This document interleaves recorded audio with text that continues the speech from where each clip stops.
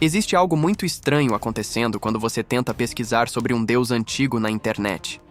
Você digita o nome, os resultados aparecem, e o que você encontra é uma mistura caótica de artigos bíblicos condenando o ídolo, fóruns de ocultismo tratando a divindade como algum tipo de entidade demoníaca que pode ser invocada para contratos espirituais, e talvez, se você tiver sorte, um artigo acadêmico que começa com 3 parágrafos de terminologia técnica antes de você desistir. Nenhum desses lugares te conta o que você realmente precisa saber. Nenhum deles te explica o que esse Deus era antes de virar personagem de condenação, antes de virar nome de demônio, antes de virar sinônimo genérico de tudo que é falso e idólatra. E isso é uma perda enorme. Não estou dizendo isso como quem defende uma religião extinta ou quer reviver um culto da antiguidade. Estou dizendo como quem acredita que entender o que as pessoas adoravam é entender quem elas eram.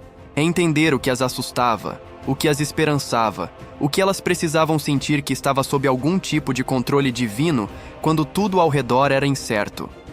Perder isso é perder uma janela para dentro de uma forma de habitar o mundo que durou mais de 1000 anos, numa região que produziu 3 das religiões mais influentes da história humana. Baal era esse Deus. E a história dele é muito mais complexa, muito mais humana e muito mais filosoficamente rica do que qualquer condenação bíblica ou invocação demoníaca sugere. Vamos começar pelo começo. Não pelo Monte Carmelo, não pela Bíblia, não pelo profeta Elias. Vamos começar antes de tudo isso. Vamos começar pela terra. O Levante, essa faixa de território que hoje compreende Israel, a Palestina, o Líbano, a Síria e partes da Jordânia, era no 2º milênio antes da nossa era uma região de uma fertilidade específica e frágil. Não era a Mesopotâmia com seus 2 grandes rios, não era o Egito com o Nilo inundando regularmente e deixando o sedimento que fazia a terra preta e rica.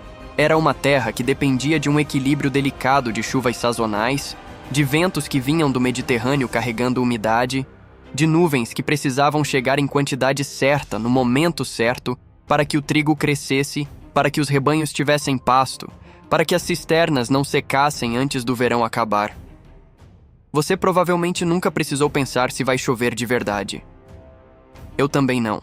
Vivemos em cidades onde a água vem do cano, onde a comida vem do mercado, onde a seca em outro estado é uma tragédia que vemos no noticiário, mas não sentimos na mesa de jantar. Mas imagine por um momento que sua vida inteira depende de que um determinado padrão climático se repita todo ano. Que você planta em outubro porque sabe que as chuvas de inverno vão vir. Que se elas não vierem, você não vai passar o verão. Não é que vai ser difícil, é que você e sua família podem literalmente não sobreviver.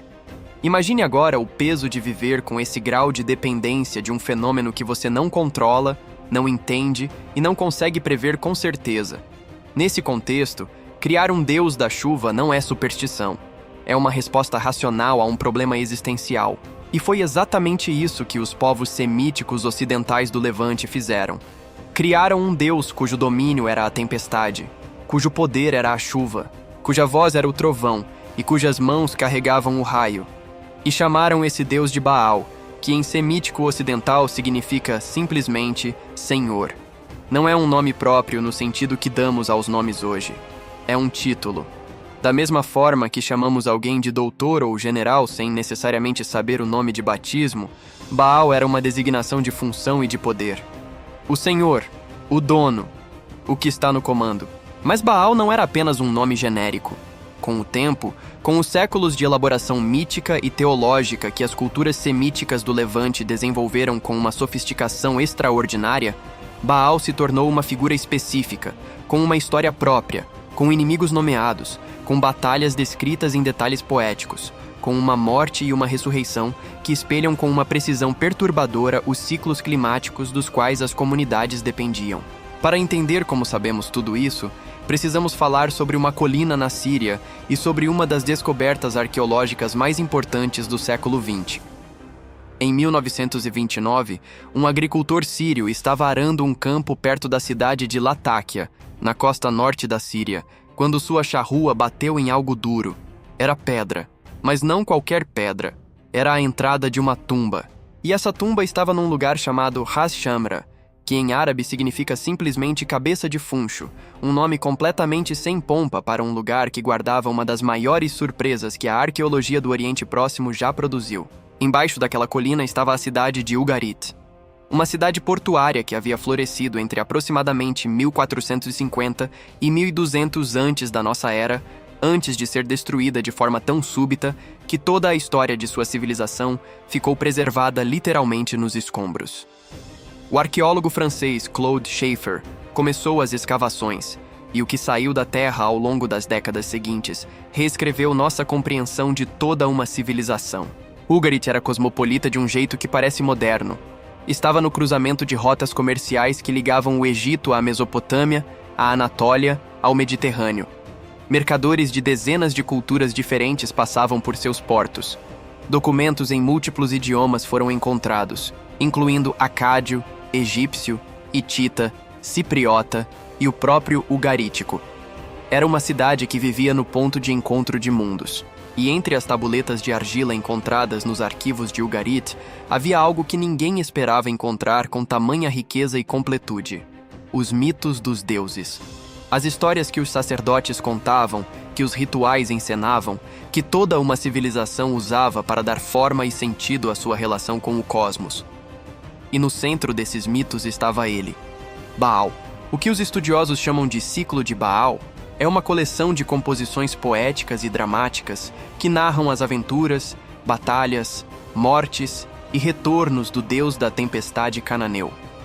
Não é um texto arrumado e linear como um romance. É poesia ritual. Tem lacunas, fragmentos, repetições que sugerem uma origem performática. Algo que era cantado ou recitado em cerimônias religiosas. Algo que pressupunha uma audiência que já conhecia os personagens e estava ali para reviver, não para descobrir pela primeira vez. E foi por isso que ficou tão fragmentado, tão cheio de elipses. Era um texto que existia dentro de um contexto que não precisava explicar nada, porque todos sabiam. E então aquele mundo desapareceu. As tabuletas ficaram na terra. E nós, 3.000 anos depois, chegamos cavando e encontramos os pedaços. O que esses pedaços revelam sobre Baal é algo que a Bíblia nunca poderia ter revelado, simplesmente porque a Bíblia só fala de Baal para condená-lo. Pela primeira vez em milênios, tínhamos acesso à perspectiva dos adoradores. Não o texto que dizia que Baal era falso. O texto que dizia que Baal era real, que era poderoso, que era o Senhor do mundo que se renovava com a chuva. E o que esse texto diz sobre Baal é isso. Ele não é eterno no sentido em que pensamos em eternidade. Ele morre, e é exatamente por isso que ele é adorado. Deixa eu explicar isso com cuidado, porque é aqui que a teologia de Baal fica filosoficamente interessante de um jeito que vai além do exótico ou do histórico. O panteão cananeu que Ugarit nos revelou tinha no topo um deus chamado El. O nome significa simplesmente Deus, assim como Baal significa Senhor. El é o ancião, o pai dos deuses, o que preside a Assembleia Divina, o que habita na fonte dos rios, no centro de onde as águas primordiais emanam. Ele é velho, é sábio, é distante, o tipo de Deus supremo que existe em muitas tradições, que é a fonte de tudo, mas que raramente aparece diretamente na vida cotidiana com suas tempestades e suas demandas urgentes. Abaixo de El, dentro desse panteão rico e hierarquizado, existiam divindades com funções específicas, e duas delas estão no coração do drama cósmico de Baal: Yam, cujo nome significa mar, e Mot, cujo nome significa morte. Yam não era apenas o Mediterrâneo que os fenícios navegavam. Era uma personificação das águas caóticas primordiais, das forças que existiam antes da ordem, da potência destruidora e incontrolável que ameaça constantemente a existência organizada do mundo. Há algo de Heráclito nessa concepção, embora Heráclito chegue muito depois. A ideia de que o caos não é eliminado pela ordem, mas vive ao lado dela, sempre pressionando, sempre ameaçando retornar. Yam era esse caos. Mot era a morte. Mas uma morte com apetite, com personalidade, com uma garganta que os textos descrevem descendo até o submundo e uma voracidade que devora tudo que existe. O filósofo Arthur Schopenhauer, uns 2.500 anos depois desses mitos, vai escrever sobre a vontade como uma força cega e insaciável que está na base de toda a existência. Não sei se há uma linha direta entre o mote cananeu e a filosofia de Schopenhauer, mas quando você lê os dois, sente o mesmo arrepio. O ciclo de Baal começa com um conflito. Baal, que existe no panteão mas ainda não ocupa uma posição de destaque, se encontra em colisão com Yam. El, o Deus Supremo, por razões que os textos não explicam completamente, favorece Yam. Talvez porque Yam seja mais antigo. Talvez porque El reconheça no caos aquático uma força que precede e de certa forma fundamenta toda a criação. Mas Baal não aceita isso. Baal é jovem, é enérgico, é a tempestade que transforma. Entra em cena o artesão divino, Kotar Wakasis, um personagem que aparece em múltiplas culturas semíticas, sob diferentes nomes, mas sempre com a mesma função. É o fabricante dos deuses, o que forja as armas, o que transforma a matéria bruta em instrumento de poder. Uma figura que, se você estiver prestando atenção nas tradições comparadas, guarda parentesco com o Hefesto grego, com o Vulcano romano, com o Ilmarinen da epopeia finlandesa Kalevala. A inteligência criadora que está a serviço do poder, mas não é ela mesma o poder. Kotar Wakasis forja duas armas para Baal. Dá nomes a elas, o que no pensamento antigo é um ato de criação em si, porque nomear uma coisa é revelar sua essência, e com isso ativá-la. E com essas armas, Baal derrota Yam. O caos aquático é subjugado. A ordem é restaurada. Essa vitória tem consequências imediatas para a posição de Baal no panteão. Antes do conflito, ele era um entre muitos filhos de El. Depois de derrotar Yam, o adversário que o próprio El havia favorecido, Baal emerge como uma força que provou seu valor de forma definitiva. E isso lhe dá o direito de fazer uma exigência que no pensamento do Oriente Próximo Antigo era uma afirmação ontológica. Ele quer um palácio.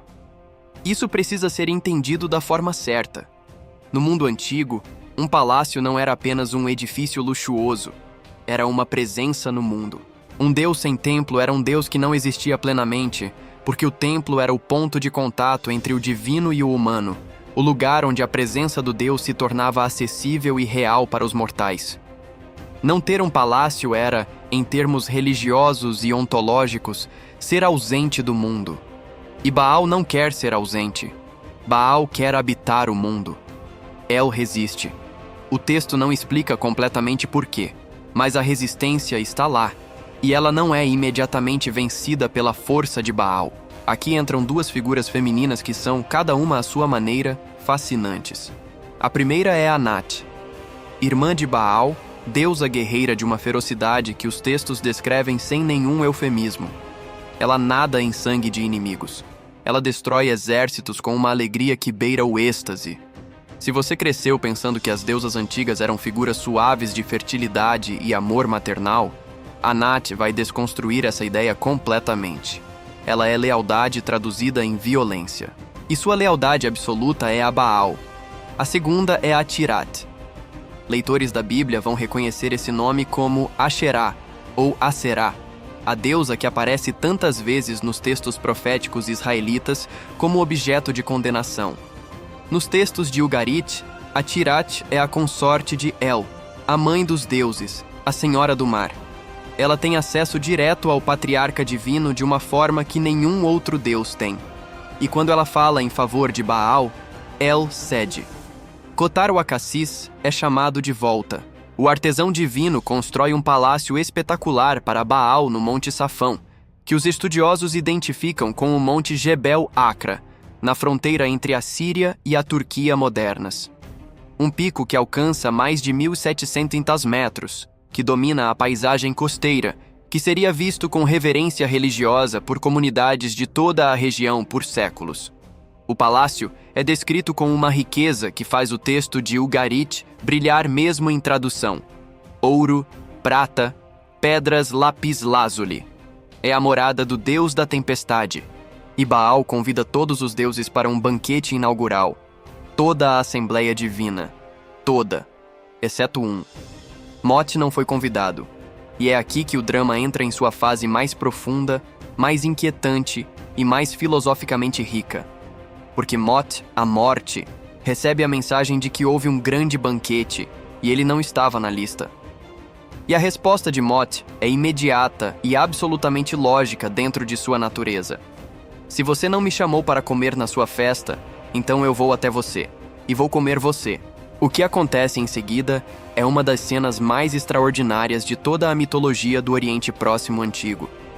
Baal, o vencedor de Iam, o senhor do palácio no alto da montanha sagrada, o deus do raio e da tempestade, desce ao mundo dos mortos para se render a Mot. Os textos são deliberadamente ambíguos sobre se isso é uma escolha ou uma inevitabilidade. E essa ambiguidade não é um defeito da narrativa. É o coração da teologia. Porque a questão que o ciclo de Baal está colocando, sem jamais responder de forma definitiva, é a seguinte: pode um deus da vida fugir da morte?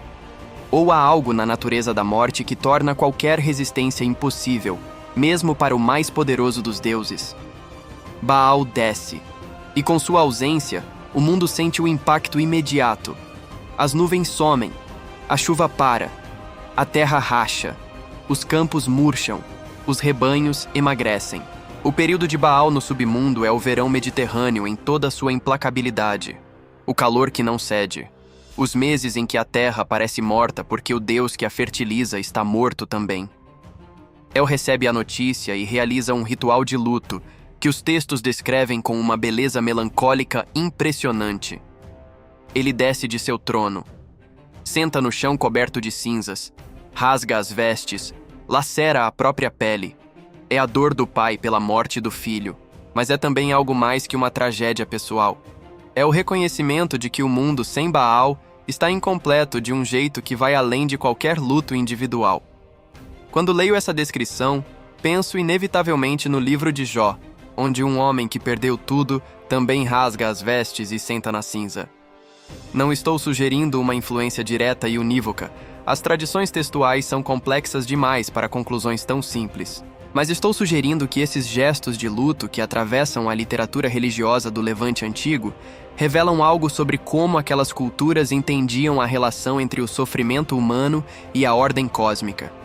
Quando algo está profundamente errado no mundo, o corpo precisa expressar isso. O luto é uma linguagem que o cosmos entende.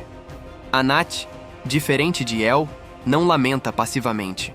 Anat age. A deusa guerreira parte em busca de seu irmão. E quando encontra Mot, não há negociação. Há violência.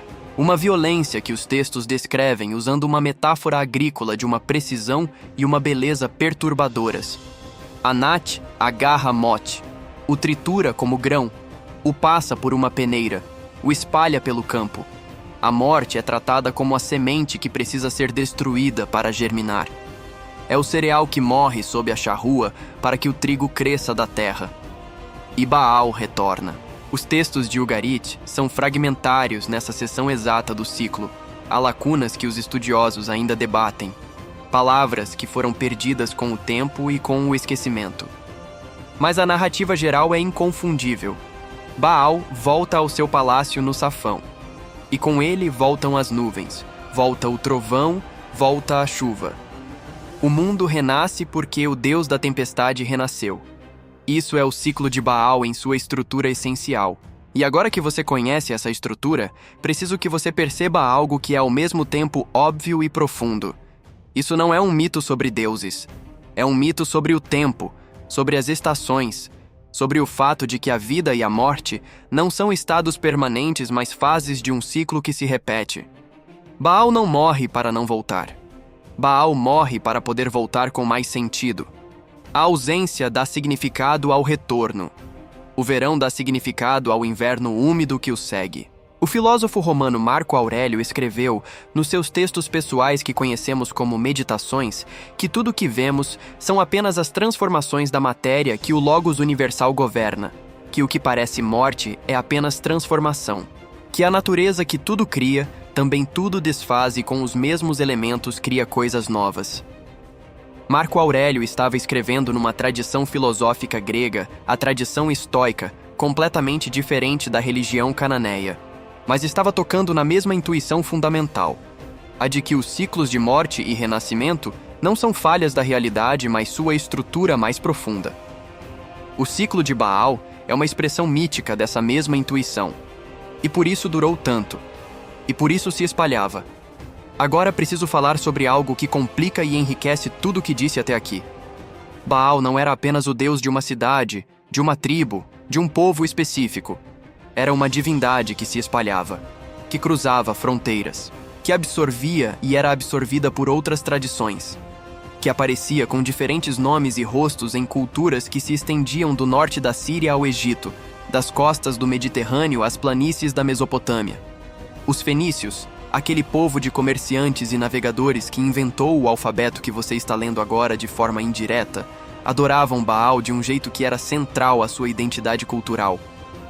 Mas eles também navegavam, fundavam colônias pelo Mediterrâneo inteiro, chegaram ao norte da África, à Espanha, à Sicília. E para onde os fenícios iam, Baal ia junto. Quando a cidade de Cartago foi fundada, provavelmente no século IX antes da nossa era, por colonos de Tiro, a divindade mais importante do novo culto cartaginês era Baal Ramon, o senhor do fornalha ou o senhor das montanhas, dependendo da etimologia que você seguir. E ao lado dele, sua consorte Tanit, uma deusa que guarda parentesco óbvio com Anat e com Asherá. Cartago, aquela cidade que desafiaria Roma e quase venceu, era fundamentalmente uma cidade de Baal. E não era apenas em Cartago.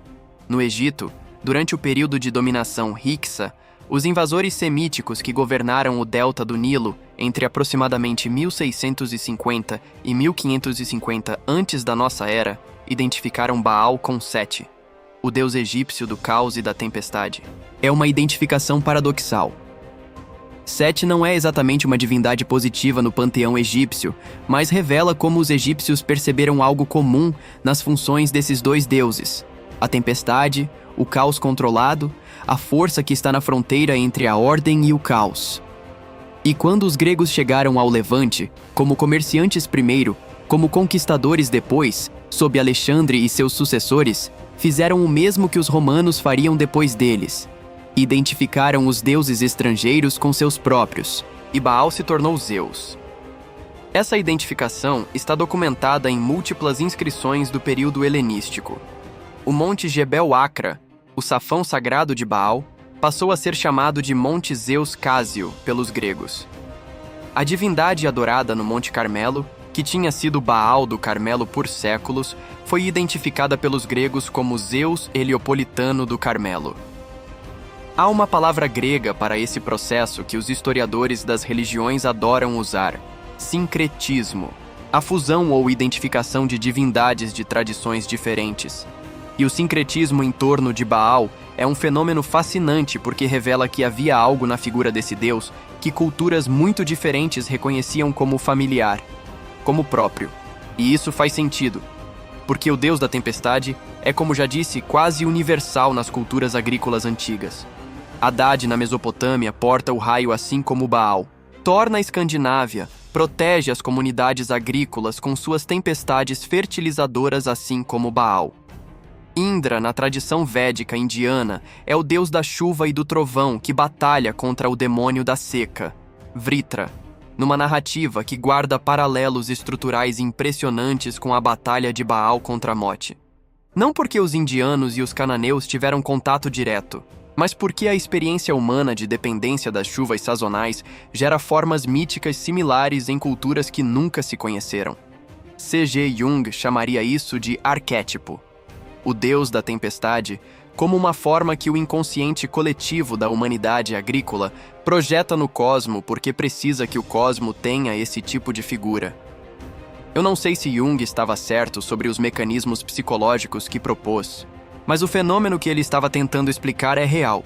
Certas figuras divinas aparecem em culturas separadas por oceanos e séculos com uma consistência que vai além da coincidência e exige algum tipo de explicação. Baal é uma dessas figuras, um dos pontos onde a imaginação humana converge. E há algo mais que precisa ser dito sobre essa convergência. Algo que não é apenas acadêmico, mas que toca numa questão sobre a natureza humana que me parece essencial. Por que a humanidade, em culturas tão diferentes, sempre colocou um Deus jovem, beligerante e vulnerável no comando da tempestade e não um ancião calmo e eterno? Por que o Deus da chuva morre e volta, em vez de simplesmente existir como força permanente? A resposta mais honesta que consigo dar é que essa escolha mítica reflete uma observação empírica profundamente arraigada. As pessoas que viviam da chuva sabiam, com uma certeza brutal que a experiência direta confere, que a chuva não é permanente, que ela vai e vem, que há um ritmo de presença e ausência que define o ciclo agrícola. Um Deus da chuva que fosse permanente seria um Deus mentiroso, porque a chuva não é permanente. Um Deus da chuva que morresse e retornasse era um Deus honesto, porque o ciclo de morte e retorno é exatamente o que acontece todos os anos. Isso é algo que os críticos modernos das religiões antigas frequentemente ignoram. A tentação é ver os mitos como fantasias compensatórias, como narrativas que as pessoas inventam porque não conseguem aceitar a dureza da realidade. Mas os mitos das culturas agrícolas antigas, e o mito de Baal é um exemplo extraordinário disso, frequentemente eram o contrário. Eram narrativas que incorporavam a dureza da realidade de forma muito direta. A seca é real. A morte é real. A ameaça da escassez é real. O mito de Baal não negava nenhuma dessas realidades. As incorporava, as dava nome, e dentro dessa nomeação oferecia uma estrutura de esperança que não dependia de negar o que existia. Simone Weil, a filósofa e mística francesa que escreveu no século XX com uma intensidade e uma honestidade que ainda perturbam muito da filosofia confortável que veio antes e depois dela, disse uma vez que a atenção é a forma mais rara e pura do amor generoso, que prestar atenção ao que realmente é, sem distorção, sem ilusão, com toda a dificuldade que isso implica, é o ato espiritual mais fundamental. Não estou comparando Weil com os sacerdotes cananeus de 3.000 anos atrás, mas há algo no que ela descreve como atenção que ressoa com o que o ciclo de Baal faz. Presta atenção à realidade da seca, da morte, da ausência, sem fingir que não existem. E dentro dessa atenção honesta, encontra uma estrutura de sentido. Isso é, no fundo, o que as grandes narrativas religiosas fazem. Não negam o sofrimento, constroem linguagem para habitá-lo. Mas há uma dimensão do culto de Baal que não costuma ser discutida quando se fala sobre ele, e que me parece essencial para entender por que durou tanto e por que era tão difícil de erradicar mesmo para os profetas que mais insistiram nessa erradicação. O culto de Baal não era apenas uma teologia, era uma prática cotidiana. Era uma estrutura de vida ritual que permeava as atividades agrícolas, o calendário, as festas, os ritos de passagem, de um jeito que tornava impossível separar a adoração a Baal da existência ordinária. Pense no que isso significava concretamente. No início da temporada de plantio, havia rituais associados a Baal pedindo chuvas adequadas. Quando as primeiras chuvas de inverno chegavam, havia celebrações que agradeciam ao Deus da tempestade pelo seu retorno. Na época da colheita, havia festas que celebravam a fertilidade que Baal havia possibilitado. Em períodos de seca, havia rituais de intercessão. Os altos, os lugares elevados onde altares eram construídos e onde a maioria dos rituais cotidianos ocorria, estavam disseminados pela paisagem israelita e cananeia de um jeito que tornava a adoração a Baal algo que você não precisava ir a um templo central para fazer. Estava na colina perto da sua aldeia. Estava no carvalho que marcava o limite do seu campo. Estava na pedra sagrada que seu avô já reverenciava quando plantava. O texto bíblico chama esses locais de Bamot, altos. E a quantidade de referências à destruição de altos nos livros históricos israelitas, especialmente em Reis e em Crônicas, revela o tamanho do problema que representavam para os reformadores religiosos. Cada vez que um rei piedoso aparece, uma das primeiras coisas que ele faz é destruir os altos. E depois que ele morre, os altos são reconstruídos. Essa repetição obstinada não é inércia cultural passiva. É a resistência ativa de comunidades que integram esses espaços sagrados à estrutura de suas vidas cotidianas, e que não entendem por que a adoração que seus pais e avós praticaram nesses lugares deveria ser proibida. O povo que claudicava entre dois lados, para usar a metáfora de Elias, provavelmente não experimentava sua prática religiosa como claudicação. Provavelmente experimentava como uma pluralidade que fazia sentido dentro de um mundo em que diferentes divindades tinham jurisdições distintas. Javé para as questões de identidade nacional, de lei, de relação com a história coletiva. Baal para a chuva, para a fertilidade, para a garantia de que a terra vai produzir. Asherá talvez para as questões de maternidade, de nascimento, de amor. Cada divindade com seu domínio, cada domínio com seus especialistas rituais, cada ritual com seu calendário, seu lugar e sua forma própria. Essa não é irracionalidade, é uma racionalidade diferente da racionalidade monoteísta. É a racionalidade de quem entende o cosmos como composto de forças diversas, cada uma com sua potência e sua vontade, e que resolve navegar esse cosmos da forma mais prática possível, honrando cada força quando ela for relevante para a sua vida. O antropólogo Claude Lévi-Strauss, que dedicou décadas ao estudo do pensamento mítico em culturas diversas ao redor do mundo, argumentou que a diferença entre o pensamento mítico e o pensamento científico não é que um é irracional e o outro racional, mas que operam com categorias e objetivos diferentes. O pensamento mítico, segundo ele, é uma forma de ordenar a experiência tão rigorosa e tão sistemática quanto o pensamento científico, mas usa categorias sensíveis, concretas, qualitativas, em vez de categorias abstratas, quantitativas, universais. Baal, como deus da chuva, é uma forma de organizar a experiência da chuva dentro de um sistema de categorias que dá a esse fenômeno um rosto, uma vontade, uma personalidade com quem é possível ter relação. Não estou dizendo que Baal existia. Estou dizendo que pensar sobre a chuva através de Baal era uma maneira de relacionar-se com a incerteza climática que tinha suas próprias virtudes. Criava a comunidade ao redor de rituais compartilhados. Dava estrutura ao calendário agrícola. Oferecia uma narrativa de esperança que a seca é temporária, que Baal vai voltar, que o ciclo vai se renovar, quando o horizonte imediato era de escassez e ansiedade. É por isso que quando Elias aparece e diz que não vai chover até que ele diga o contrário, a declaração tem o impacto de uma bomba. Não é só uma afirmação teológica abstrata sobre qual Deus é mais poderoso. É uma intervenção direta na estrutura de sentido que organiza a vida cotidiana de populações inteiras. Se Baal não controla a chuva, então a estrutura de rituais, de calendários, de celebrações, de práticas de intercessão que giram ao redor de Baal fica sem fundamento. E isso não é apenas uma crise espiritual. É uma crise de identidade, de coesão comunitária, de toda uma forma de habitar o mundo que estava ancorada naquela relação com o Deus da tempestade. Isso explica, de forma mais clara do que qualquer argumento teológico, por que o confronto do Carmelo foi necessário. Não bastava dizer que Javé era mais poderoso que Baal. Era preciso demonstrar isso de uma forma que tocasse exatamente no ponto mais sensível do culto de Baal, sua pretensão de controlar a tempestade. Era preciso usar o próprio domínio de Baal como arena do confronto, chamar os profetas de Baal para fazer o que fazem de melhor e mostrar que não conseguem, e depois trazer a chuva, não como resultado dos rituais de Baal, mas como ato soberano de Javé. A cena final do episódio, quando a nuvem pequena como a mão de um homem aparece no horizonte do mar, depois de Elias mandar seu servo olhar 7 vezes, é uma das imagens mais poderosas de toda a literatura religiosa do Oriente Próximo Antigo. Há algo de profundamente humano na espera ansiosa, na insistência de olhar de novo e mais uma vez, no momento em que finalmente aparece o sinal minúsculo de que algo está mudando. Quem de nós nunca esperou por um sinal assim, qualquer que fosse o contexto? Quem nunca ficou olhando para um horizonte, esperando por algo que precisava chegar?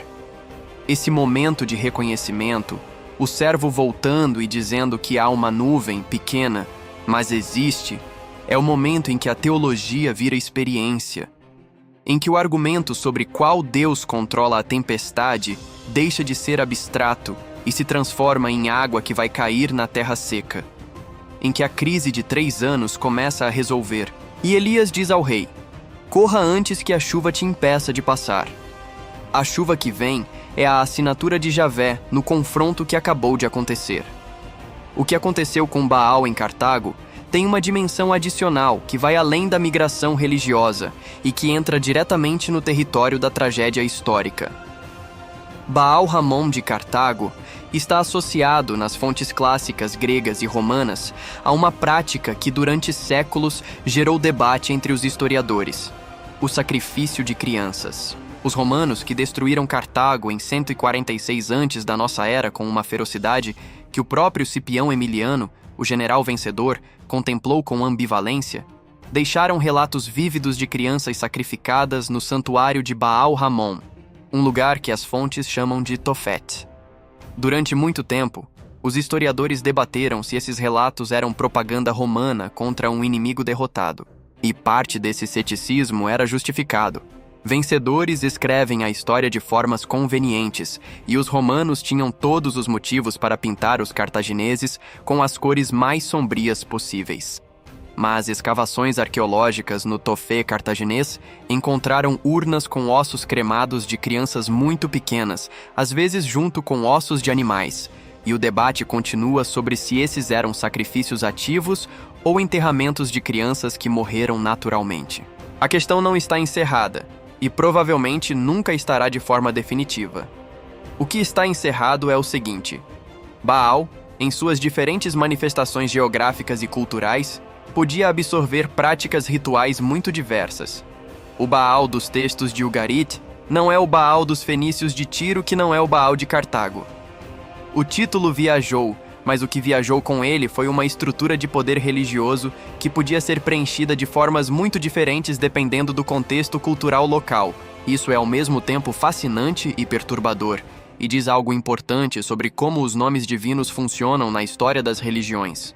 Eles criam continuidade e identidade, mesmo quando o conteúdo que designam muda de forma radical. Agora vou contar sobre como Baal se propagou de uma forma específica que tem menos a ver com teologia e mais a ver com política. Porque a história de Baal não é só uma história de mitos e rituais. É também uma história de poder, de casamentos diplomáticos, de impérios que se expandem e levam seus deuses junto como parte do pacote cultural.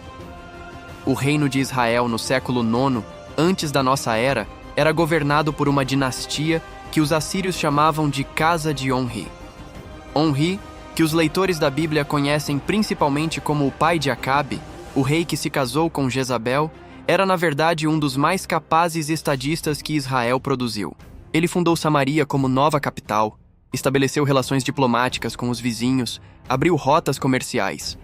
Era o tipo de rei que governos modernos chamariam de pragmático. E parte do pragmatismo de Onri foi casar seu filho Acabe com Jezabel, filha de Etbal, rei de Tiro. A Fenícia, com Tiro como sua principal cidade, era a potência comercial do Mediterrâneo Oriental. Tinha rotas que chegavam à Espanha, tinha o monopólio da púrpura, tinha barcos que os israelitas não tinham.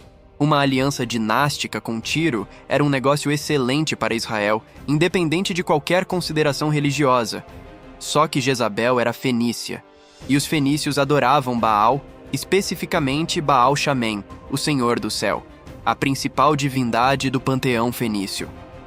Quando Jezabel chegou a Samaria trazendo seu séquito de sacerdotes, seus rituais, sua tradição religiosa, estava fazendo exatamente o que qualquer consorte real da época faria, mantendo sua identidade cultural em terra estrangeira. Mas Jezabel não era uma mulher que ficava quieta num canto rezando discretamente para seus deuses. Os textos bíblicos a descrevem como alguém que tomou medidas ativas para expandir o culto de Baal na corte israelita, que patrocinava centenas de profetas de Baal e de Asherá às suas custas, e que perseguia os profetas de Javé com uma determinação que o texto narra como algo que chegou perto de erradicar essa tradição profética. Isso transformou o que poderia ter sido um sincretismo tranquilo, do tipo que era comum em toda a região, num conflito de identidade agudo. Porque em Israel havia uma tradição profética que insistia numa coisa que era, no contexto do Oriente Próximo Antigo, radicalmente incomum: que Javé não apenas era o Deus mais poderoso, mas o único que merecia a adoração, e que qualquer concessão a outras divindades era uma traição fundamental ao pacto que definia quem Israel era como povo. Essa tradição produziu Elias. Elias, em hebraico, Eliahu. O nome é ele mesmo uma declaração política e teológica. Javé é meu Deus. Num momento em que Israel oscilava, num momento em que a corte do rei adorava Baal abertamente, um homem cujo próprio nome era uma recusa do compromisso aparece e desafia tudo. A cena do Monte Carmelo que a Bíblia descreve não é apenas um milagre. É um confronto cuidadosamente encenado, carregado de camadas de significado que só fazem sentido quando você conhece o que conhece agora.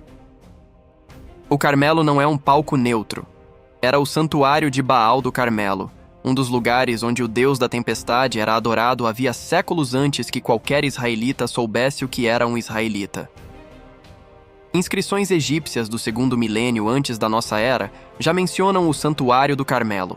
Quando Elias escolhe aquele monte para o confronto, está desafiando Baal no próprio território de Baal, dizendo: "Vamos resolver isso aqui, no lugar onde você é supostamente mais poderoso, com a sua própria gente na assistência." O desafio específico é ainda mais cirúrgico. Qual dos dois deuses consegue fazer descer fogo do céu sobre um sacrifício? Por que fogo? Por que não chuva, que seria o sinal mais óbvio para um deus da tempestade? Porque fogo do céu é raio, e raio é a arma definitiva de Baal. Os textos de Ugarit descrevem Baal como aquele que lança 7 raios. Sua iconografia o mostra empunhando o raio como arma. A voz de Baal é o trovão, porque o trovão precede o raio. Ao desafiar os profetas de Baal a fazer descer fogo do céu, Elias está dizendo: "Mostre-me o que seu Deus faz melhor. Mostre-me o raio." E então os profetas de Baal tentam. O texto descreve a cena com detalhes que revelam um conhecimento das práticas rituais do culto de Baal. Eles dançam ao redor do altar, um tipo específico de dança que os textos descrevem com um verbo que sugere cochear ou pular de forma assimétrica, talvez uma dança ritual de possessão. Eles clamam por horas. Quando a tarde chega e não há resposta, começam a se lacerar com espadas e lanças. Essa prática, a automutilação ritual, não era irracional dentro de sua própria lógica religiosa. A ideia era que o sofrimento físico intenso intensificava a petição, demonstrava seriedade e podia abrir canais de comunicação com o divino. Era uma tecnologia do êxtase. E Elias aproveita exatamente esse momento de vulnerabilidade para soltar sua provocação mais cruel. Elias diz: "Gritai mais alto. Afinal, ele é um deus." Talvez esteja pensando em outra coisa, ou foi ao banheiro, ou está viajando. Ou talvez esteja dormindo e precise ser acordado. Cada palavra dessa frase é uma referência direta ao mito de Baal. Baal dorme. Baal vai ao submundo. Baal some. Essa é a teologia que os próprios adoradores de Baal desenvolveram para explicar a seca de verão. Elias está usando a teologia deles como arma contra eles. Está dizendo: seu Deus tem o hábito de sumir, de ficar inerte, de morrer. E é exatamente isso que está acontecendo agora. Mas meu Deus nunca dorme. Nunca vai ao banheiro. Nunca some. O Salmo 121, que provavelmente foi escrito em resposta direta a esse tipo de debate teológico, diz literalmente: "O guardião de Israel não dormirá nem adormecerá." É uma declaração anti-Baal disfarçada de salmo de confiança. Javé não some. Javé não morre. Javé não precisa de Anate para tirá-lo do submundo. Depois que os profetas de Baal falham, Elias prepara seu próprio sacrifício. E aqui, a narrativa acrescenta um elemento que beira o teatral em sua audácia. Ele manda encharcar o altar com água. Não uma vez, 3 vezes. A vala ao redor do altar está tão cheia que é fisicamente impossível que aquilo pegue fogo por qualquer meio natural. É uma encenação deliberada da impossibilidade. Elias está removendo qualquer explicação alternativa. O que vier a seguir não pode ser coincidência, não pode ser química, não pode ser interpretado de outra forma que não intervenção direta do divino. Elias ora. Uma oração breve, direta, completamente diferente do frenesi horas dos profetas de Baal. Sem dança, sem sangue, sem clamor desesperado. E fogo desce. O texto diz fogo de Javé. E esse fogo consome o sacrifício, a madeira, as pedras do altar, a poeira ao redor e toda a água da vala. É um raio. Tem de ser um raio. Está encharcado de água, cai no alto de uma montanha durante uma disputa sobre quem controla a tempestade. Mas não é o raio de Baal, é o raio de Javé. É aqui que a afirmação teológica central da narrativa fica explícita. Os poderes que foram atribuídos a Baal pertencem de direito a Javé. A tempestade é de Javé. O raio é de Javé. A chuva é de Javé. Baal não era o verdadeiro Deus da tempestade. Era uma usurpação. E o confronto no Carmelo é a demonstração pública e definitiva dessa usurpação. Mas para entender completamente o peso desse confronto, preciso voltar 3 anos no tempo, ao contexto que cria a urgência de todo o episódio. A seca de 3 anos que antecede o Monte Carmelo não é um detalhe decorativo na narrativa, é o argumento. 3 anos sem chuva naquela região não era uma inconveniência climática, era uma catástrofe de dimensões que nós, que moramos em cidades com água encanada e comida vinda de regiões que nunca vimos, temos dificuldade real de imaginar. O Levante não tem grandes rios como o Nilo ou o Tigre. Não tem sistemas de irrigação que compensem a ausência de precipitação. Depende fundamentalmente de que as chuvas de inverno cheguem na quantidade certa para encher as cisternas que sustentarão os meses de verão seco, para umidificar os campos que serão plantados, para garantir que os rebanhos tenham onde pastar. Um ano ruim de chuvas significa escassez. 2 anos seguidos significam fome. 3 anos podem significar o colapso de populações inteiras, o abandono de cidades, a destruição de tudo que uma geração construiu. O texto descreve o rei Acabe pessoalmente saindo para encontrar qualquer fonte de água que pudesse salvar o gado real. A imagem é deliberadamente humilhante. O rei mais poderoso do Reino Norte, que mantém centenas de profetas estrangeiros à mesa às suas custas, sai como um camponês desesperado em busca de água para não perder seus animais. A seca não respeita a hierarquia. O palácio de Samaria secou tanto quanto o quintal do mais pobre dos agricultores israelitas. E os profetas de Baal sabiam tudo isso. Quando sobem ao Carmelo para o confronto com Elias, não são figuras de confiança tranquila. São representantes de uma tradição religiosa que passou 3 anos invocando o Deus da chuva sem que a chuva viesse. 3 anos de rituais que não produziram resultado. 3 anos em que a população que dependia do culto de Baal para entender e influenciar os ciclos climáticos viu a terra secar enquanto seus sacerdotes rezavam. O desespero que o texto descreve na cena do Carmelo, a intensidade crescente dos clamores, a automutilação, é o desespero de pessoas que estão dando de tudo que têm porque sabem que se não funcionar desta vez, talvez não haja um depois. Isso é algo que ressoa além do contexto histórico. A crise de fé diante da evidência contrária é uma experiência que atravessa culturas e séculos. O desespero que o texto descreve na cena do Carmelo, a intensidade crescente dos clamores, a automutilação, é o desespero de pessoas que estão dando de tudo que têm porque sabem que se não funcionar desta vez, talvez não haja um depois. Isso é algo que ressoa além do contexto histórico. A crise de fé diante da evidência contrária é uma experiência que atravessa culturas e séculos. O momento em que você percebe que as práticas que deveriam funcionar, que sempre funcionaram, que toda a sua tradição afirma que funcionam, simplesmente não estão produzindo resultado. O ciclo de Baal havia antecipado esse problema com o mito da ausência estacional do Deus. Quando as práticas rituais não produzem chuva, a resposta disponível dentro do sistema mítico era: Baal está no submundo. A seca tem explicação, pequena como a mão de um homem, mas está lá, e então a chuva vem. Com toda a violência das tempestades do Mediterrâneo Oriental, que quando chegam depois de um longo verão, chegam com tudo. Acabe corre de carro para Jezreel, e Elias corre na frente dele. Um profeta descalço na frente de uma carruagem real é uma imagem deliberada. Mesmo na corrida, Javé chega primeiro. Mas agora preciso falar sobre algo que a Bíblia não conta sobre Baal. Algo que a arqueologia revelou com crescente clareza ao longo do século XX e que complica qualquer narrativa simples de oposição total entre Javé e Baal. A fronteira entre eles nunca foi tão clara quanto os textos proféticos sugerem. Os salmos bíblicos, esses poemas religiosos que estão no coração da liturgia judaica e cristã até hoje, contêm linguagem que é diretamente emprestada dos textos de Ugarit. O Salmo 29, que os estudiosos datam provavelmente do período pré-exílico, usa um refrão que a linguagem ugarítica associa especificamente a Baal: a voz do Senhor sobre as águas, a voz do Senhor que parte os cedros, a voz do Senhor que faz o deserto tremer.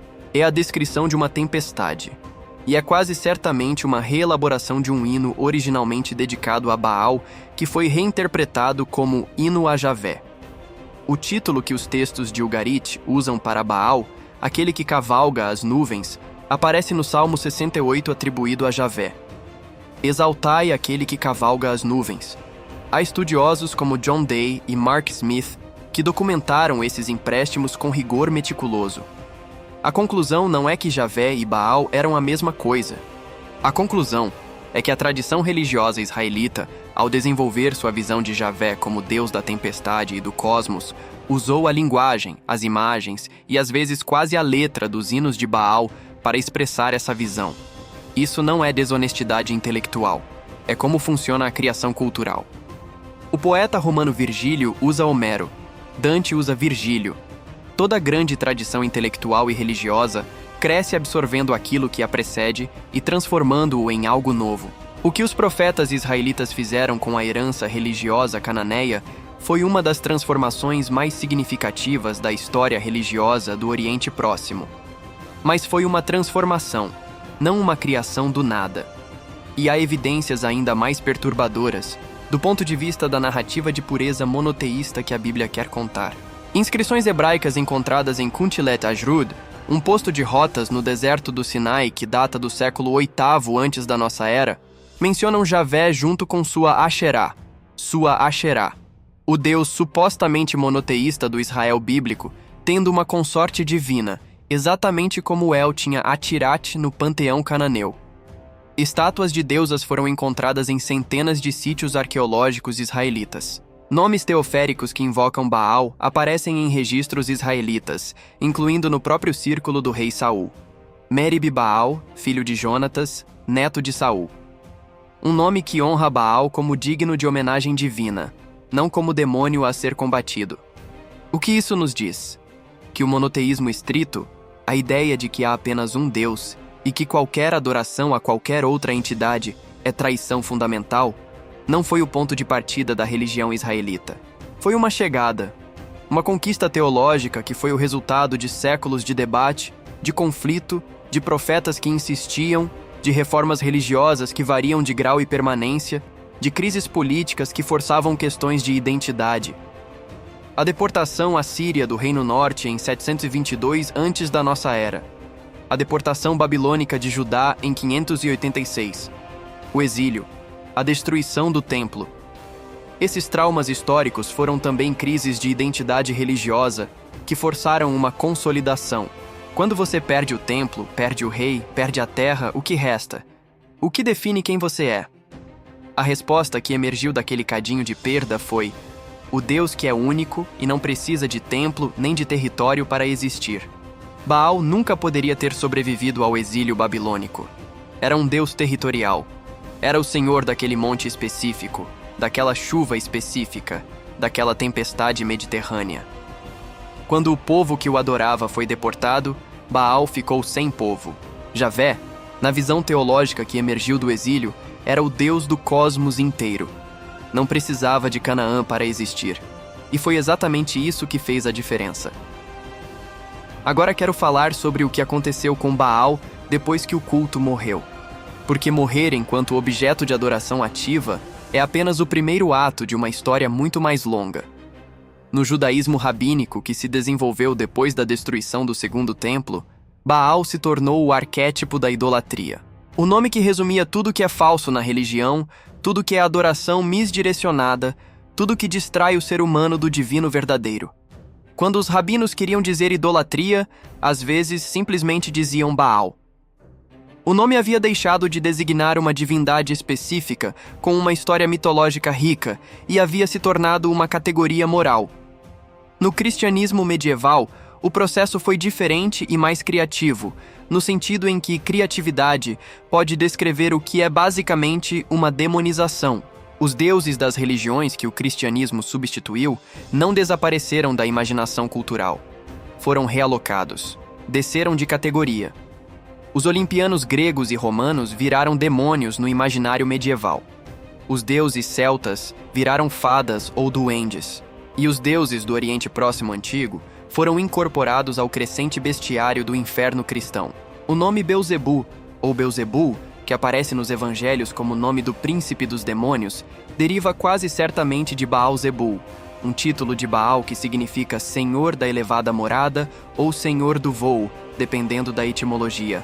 E na tradição ocidental medieval, Belzebu se tornou um dos grandes demônios do inferno, às vezes descrito como o rei das moscas, numa etimologia popular errada que confundia Zebul com Zebub, mosca em hebraico. É uma trajetória fascinante. O deus da tempestade, que fertilizava a terra e renovava as estações, se transforma, através de séculos de ressignificação religiosa, num demônio das moscas e da podridão. A inversão é completa. É o senhor do alto, do raio, da chuva, do pico da montanha sagrada virando o senhor do baixo, da decomposição, do submundo que nunca deveria ter habitado. O Alcorão menciona Baal brevemente na surata de As-Safat, no contexto da história do profeta Ilias, que é como o Islã conhece Elias. O texto corânico é conciso.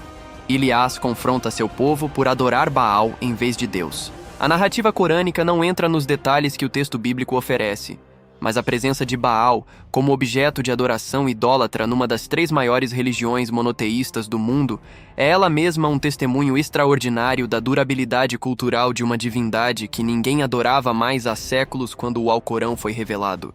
Na modernidade, Baal ressurgiu em contextos que o Baal histórico certamente não reconheceria. Na literatura de fantasia, especialmente nas vertentes que exploram mitologias antigas como material narrativo, em círculos de ocultismo popular, onde o nome evoca poderes obscuros e contratos demoníacos, numa tradição de manuais de magia que remonta à Idade Média europeia. No cinema e nos videogames, onde entidades com nomes bíblicos ou do Oriente Próximo Antigo são regularmente recicladas como vilões de conveniência. Há algo de cômico e de trágico nessa trajetória. Um deus que foi adorado com genuína reverência por mais de 1000 anos, que tinha uma mitologia poética de beleza e profundidade consideráveis, que explicava o cosmos de uma forma que fazia sentido para as comunidades que dependia de suas chuvas. Esse deus acabou como figurante de jogos de videogame, muitas vezes sem sequer uma representação que guarda qualquer relação com o original. O Baal dos videogames geralmente é uma figura de poder sombrio e destruição, que é quase o oposto do Baal histórico, um deus da vida, da fertilidade, do retorno depois da ausência. É o preço que os deuses pagam por sobreviver nos registros de uma tradição que os condenou. Quando sua memória é preservada apenas por quem te odeia, o que sobrevive não é quem você era, mas o que seu inimigo precisava que você fosse para que a condenação fizesse sentido. Baal precisava ser perigoso, sedutor, falso e poderoso o suficiente para que resistir a ele fosse um ato de heroísmo. Um Baal inofensivo não justificaria toda a insistência profética.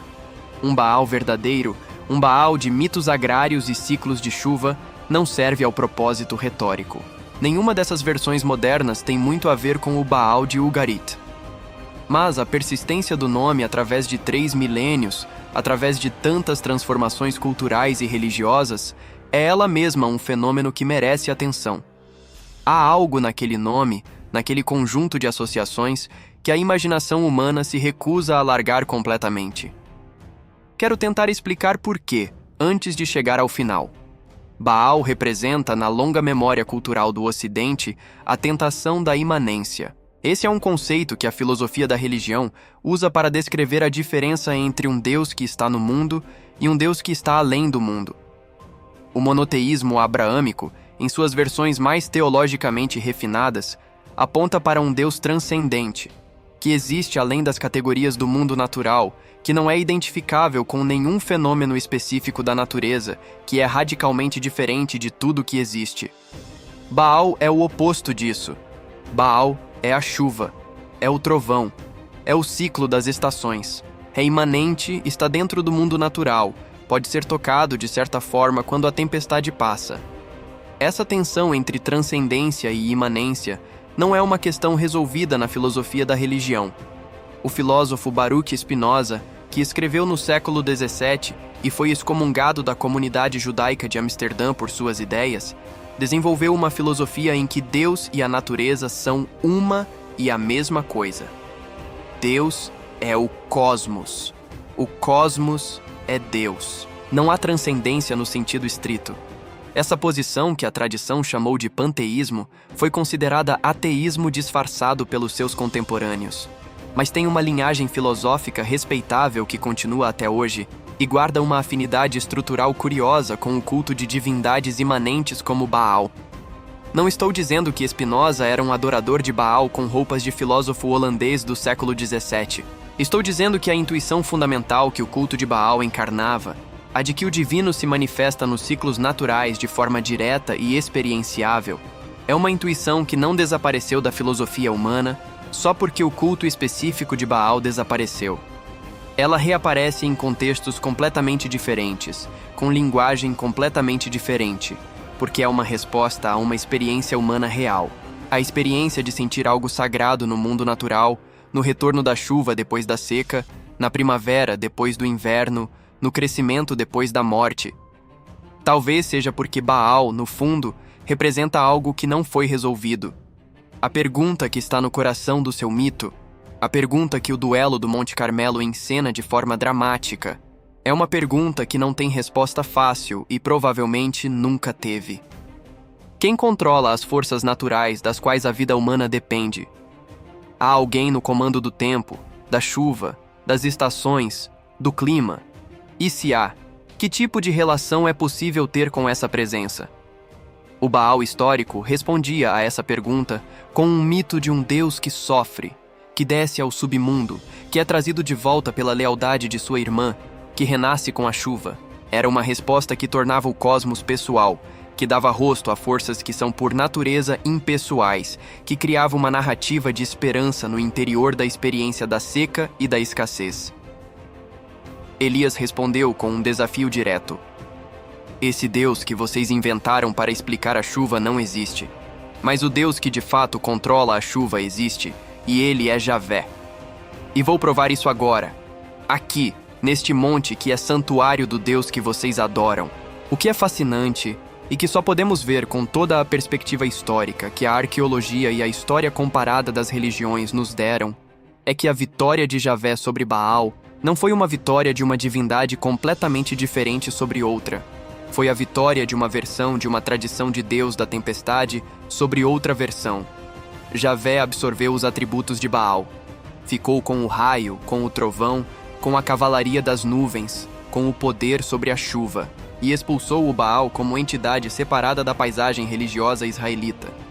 Não é muito diferente do que a Igreja Católica fez com muitos santuários pagãos europeus, transformando locais de adoração de divindades locais em capelas de santos com atributos similares. Ou do que os conquistadores espanhóis fizeram com divindades ameríndias, reinterpretando-as como santos ou como demônios dentro do cosmos cristão. A história das religiões está cheia desses processos de absorção, reinterpretação e ressignificação. Baal e Javé são um dos exemplos mais bem documentados porque temos, graças a Ugarit, tanto o texto original quanto a versão que substituiu. Quero terminar com algo que me parece o ponto mais honesto e mais perturbador de toda essa história. E perturbador da melhor forma, aquela que expande os limites do que você achava que sabia. Baal morreu. O culto desapareceu. Os sacerdotes morreram. As tabuletas ficaram enterradas por 3.000 anos. Os altares viraram ruínas. Isso é um fato histórico incontestável. Mas as perguntas que Baal colocava não morreram. A pergunta sobre quem governa as estações, sobre como o ser humano deve se relacionar com as forças naturais que controlam sua sobrevivência, sobre o que significa quando a chuva não vem, sobre se há sentido ou indiferença no centro dos processos que determinam se vamos viver ou morrer. Essas perguntas estão tão vivas hoje quanto estavam no segundo milênio antes da nossa era. Hoje fazemos isso com modelos climáticos, em vez de rituais culticos, com estações meteorológicas em vez de sacerdotes, com debates sobre mudanças climáticas, em vez de disputas entre profetas de Baal e profetas de Javé. Mas a estrutura fundamental é a mesma. um conjunto de fenômenos naturais que determinam se haverá chuva suficiente, se as colheitas vão crescer, se haverá comida e água suficientes para as populações que dependem desses fenômenos.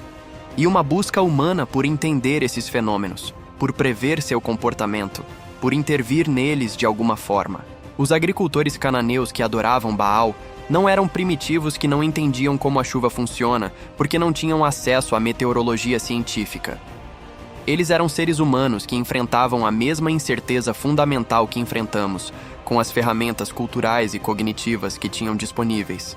O mito foi a ferramenta mais poderosa que a humanidade desenvolveu por dezenas de milênios para processar a incerteza, para criar narrativas que tornavam o imprevisível interpretável, para dar agência e esperança a comunidades que de outra forma seriam apenas vítimas de processos que não compreendiam. É por isso que o ciclo de Baal é um texto que merece ser lido e levado a sério. Não como curiosidade arqueológica, não como documentação de superstição primitiva, mas como uma das respostas humanas mais elaboradas e sofisticadas à condição de ser uma criatura que depende de um cosmos que não gira em torno de você. E é por isso que a história de Baal me importa, e espero que importe a você. Não porque precisamos adorar Baal, obviamente. Não porque o monoteísmo estava errado em desafiar o culto da tempestade cananeia, mas porque entender Baal é entender uma parte de nós mesmos que não desaparece porque mudamos de vocabulário teológico. A parte que olha para o céu quando a chuva não vem. A parte que quer que haja alguém responsável pelo clima, alguém com quem negociar, alguém que possa ser convencido ou persuadido ou derrotado. A parte que precisa que o cosmos tenha rosto. Baal tinha rosto. Era jovem, era poderoso, era vulnerável. Morria e voltava. Como a chuva, como as estações, como tudo que realmente importa na experiência de estar vivo, numa terra que depende do equilíbrio preciso entre o suficiente e o demais. Ele foi esquecido. Mas a forma como foi esquecido, o processo pelo qual um deus de 1000 anos virou nome de demônio e depois virou curiosidade acadêmica, é ele mesmo um retrato da forma como as culturas humanas lidam com o passado que não cabe no presente. A gente não elimina o que não quer mais. A gente transforma. A gente reinterpreta. A gente enterga debaixo de uma colina chamada Ras Shamra e volta 3000 anos depois para desenterrar e tentar entender. E talvez isso seja o mais humano de tudo que estamos fazendo aqui. Não a adoração de Baal, não a condenação de Baal, mas a vontade de entender o que as pessoas que vieram antes de nós acreditavam, por que acreditavam, o que essa crença fazia por elas e o que ela revela sobre nós. As perguntas sobrevivem sempre mais do que as respostas. E Baal, no fim, era uma resposta. Uma resposta longa, elaborada, poeticamente rica e ritualmente sofisticada a uma pergunta que a humanidade nunca parou de fazer. Que a humanidade vai continuar fazendo enquanto houver estações e colheitas, e incerteza e necessidade de esperança. Mas eu quero terminar com uma reflexão que é menos histórica e mais pessoal, porque me parece que seria desonesto percorrer toda essa jornada e não admitir o que ela fez comigo. Quando comecei a estudar Baal com a atenção que ele merece, com o respeito que qualquer tradição religiosa que durou 1000 anos e sustentou comunidades inteiras merece, percebi que tinha um preconceito que eu nem sabia que tinha. Achava que a vitória do monoteísmo sobre o culto de Baal era simplesmente um avanço, uma forma mais sofisticada, mais verdadeira, mais filosófica de entender o divino substituindo uma forma mais primitiva, mais mágica, mais ingênua. O profeta que chama fogo do céu derrotando o Deus que morre todo verão. O abstrato derrotando o concreto. O universal derrotando o local. Mas quanto mais entendi o que Baal realmente era, quanto mais li os textos de Ugarit com a atenção que merecem, quanto mais percebi a sofisticação teológica e a honestidade ecológica do ciclo de Baal, mais esse julgamento simples começou a parecer insuficiente. O culto de Baal não era primitivo, era diferente. Era uma forma de habitar o cosmos que tinha suas próprias virtudes, suas próprias profundezas, sua própria forma de dar sentido à experiência humana de depender de um mundo que não gira em torno de você. E talvez a pergunta mais honesta que a história de Baal nos coloca não seja qual dos dois deuses era o verdadeiro. É o que perdemos quando deixamos de imaginar o divino como algo que sofre, que morre, que está ausente no verão e retorna com a chuva de inverno. Que tipo de relação com o cosmos natural perdemos quando o Deus que adoramos deixou de ser identificável com qualquer fenômeno específico e se tornou abstrato, transcendente, radicalmente separado do mundo que habitamos? Não tenho resposta definitiva para essa pergunta. Não acho que ninguém tem, mas acho que é uma pergunta que vale a pena fazer. Que Baal, de todas as formas impossíveis que os deuses têm de persistir, muito depois de deixarem de ser adorados, nos força a fazer. Quem cuida da chuva? Se você gostou do conteúdo, curta e compartilhe. Dá muito trabalho achar referências e fazer a edição. O seu like e inscrição me motivam a continuar. Vaelum agradece e até a próxima, pessoal!